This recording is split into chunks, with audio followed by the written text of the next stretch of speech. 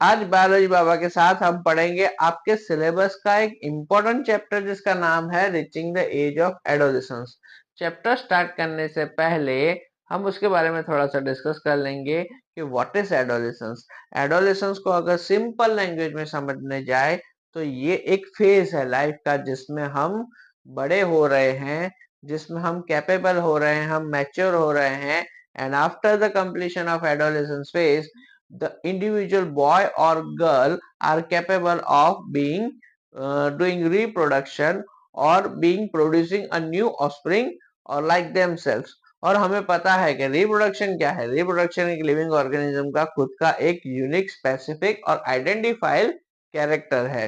तो स्टार्ट करते हैं reaching the age of adolescence. यहाँ पे फर्स्ट इंट्रोडक्टरी पैराग्राफ है, उसमें क्या समझाया है that adolescence is the changes that takes place in the human being and after which a person becomes capable of reproduction। मैंने अभी जैसे बताया कि जैसे ही एडोलेसेंस खत्म होता है तो इंडिविजुअल लिविंग ऑर्गेनिज्म रिप्रोडक्शन करने के लिए कैपेबल हो जाता है। हम ये सारा का सारा चैप्टर छोटे छोटे पार्ट्स में देखेंगे ताकि आपको पूरा का पूरा लेक्चर अटेंड करने में बोरिंग ना लगे, लेथार्जिक ना लगे और छोटे छोटे टॉपिक जो है वो आप इजीली उसे अंडरस्टैंड कर सको।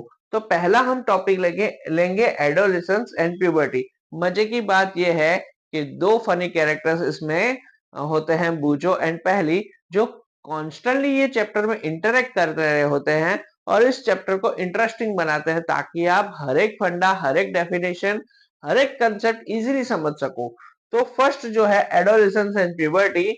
सो यहाँ पे क्या लिखा है, upon the crossing of age, यानी कहना ये चाहते हैं, एक मार्क का क्वेश्चन आपका फ्रेम ये हो सकता है कि which is that unique age after which, ये वो कौन सी एज है जिसके बाद एडोलेसेंस पीरियड स्टार्ट होता है। तो यहाँ पे हम लिख सकते हैं it is the age of 10 to 11 after which there is a sudden spurt in the growth which is noticeable। sudden spurt, the sudden spurt means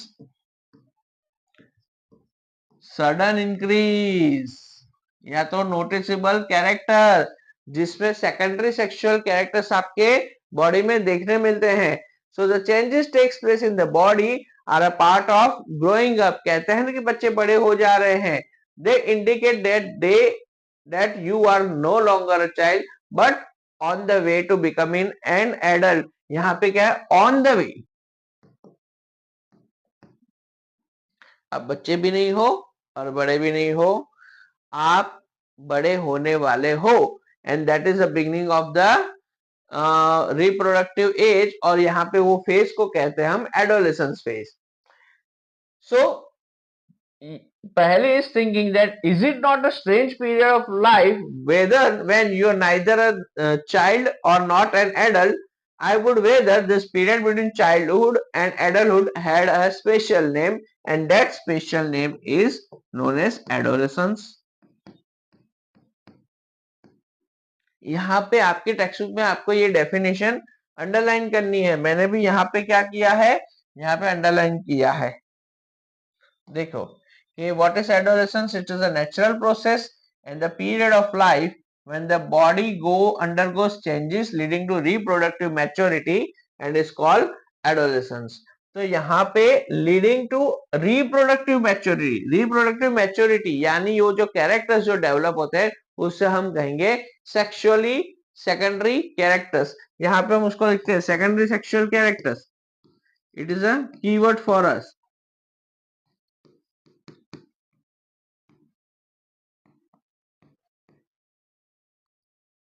C growing up is a natural process, क्योंकि हम living organism है इसीलिए तो हम grow हो रहे हैं।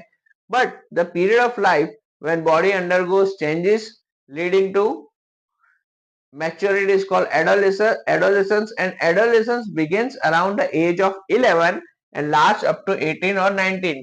ये दूसरा एक मार्क का क्वेश्चन फ्रेम हो रहा है, what is the phase which is the time period, which is the age period when adolescence starts and it ends। तो यहाँ पे इसका आंसर आएगा इट इज बिटवीन 11 to 18 और 19। So and that period means it starts from 11 and 12, तो उसे हम कहेंगे टीनेजर एज, 13, 14, 15, 16, 17, 18, तो इसे हम क्या कहेंगे teenager age. It covers all the teens of the life. So यहाँ पे लिखा हुआ है since this period covers the teens, adolescents are also called as teenager age. इसे हम क्या कहेंगे टीनेजर्स. कभी कभी हमें मैडम भी बुलाती है, पेरेंट्स भी बुलाते हैं कि these are teenagers are very horrible and they are always making some mistakes. So the human body undergoes several changes during adolescence. This changes marks the onset of puberty. जो changes आ रहे हैं हमारे body में, कई सारे changes है, जो character है वो हम आगे के पेजेस में हम या आगे के एक्सरसाइज में हम कवर करेंगे, तो उसे हम कहेंगे प्यूबर्टी. यहाँ पे क्वेश्चन फ्रेम होगा, एक्सप्लेन द टर्म प्यूबर्टी. आपकी एग्जाम हो तो आप ये सारे के सारे टर्म्स लर्न करके जाना. Puberty, reproduction, this one, what is adolescence, what are secondary sexual characters, and what is the age or what is the phase when adolescence takes place. So the most important changes which marks the puberty is the boy and girl becomes capable of reproduction. Puberty ends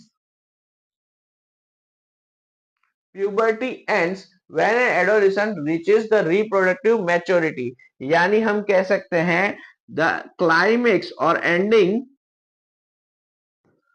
of puberty, it is a beginning of reproduction. Beginning of reproduction.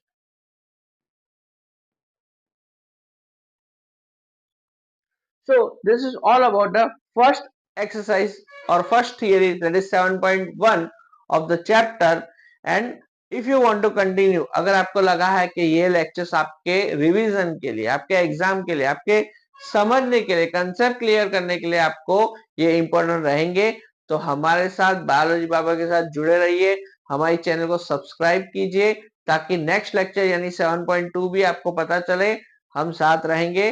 Thank you so much.